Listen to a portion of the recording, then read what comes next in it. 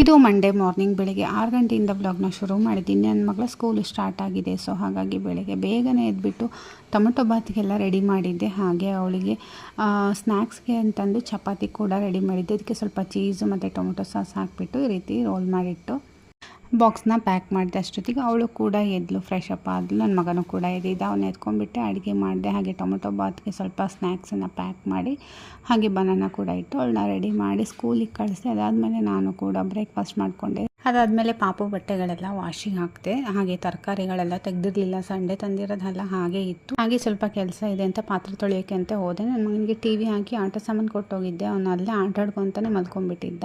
ಸ್ನಾನ ಮಾಡಿಸಿದ್ನಲ್ವ, ಹಾಗೆ ನಿದ್ದೆ ಬಂದುಬಿಟ್ಟಿತ್ತೇನೋ, ಮಲ್ಕೊಂಡಿದ್ದ. ಸರಿ ಅಂತಂದು ಮತ್ತೆ ಬೆಡ್ರೂಮಲ್ಲಿ ಎತ್ತಾಕ್ಬಿಟ್ಟು ಬಂದು ಮತ್ತು ನಾನು ಕೂಡ ಸ್ನಾನ ಮಾಡಿಕೊಂಡು ಫ್ರೆಶ್ ಅಪ್ ಆಗಿ ಅಡುಗೆ ಮಾಡೋದಕ್ಕೆ ಸ್ಟಾರ್ಟ್ ಮಾಡಿದೆ. ರೊಟ್ಟಿ ಮತ್ತು ಹೀರೆಕಾಯಿ ಬೇಳೆ ಪಲ್ಯನ ಮಾಡಿದ್ದೆ. ಸೊ ಪೂರ್ತಿ ವಿಡಿಯೋ ಯೂಟ್ಯೂಬಲ್ಲಿ ಅಪ್ಲೋಡ್ ಮಾಡಿದ್ದೀನಿ, ಚೆಕ್ ಮಾಡಿ.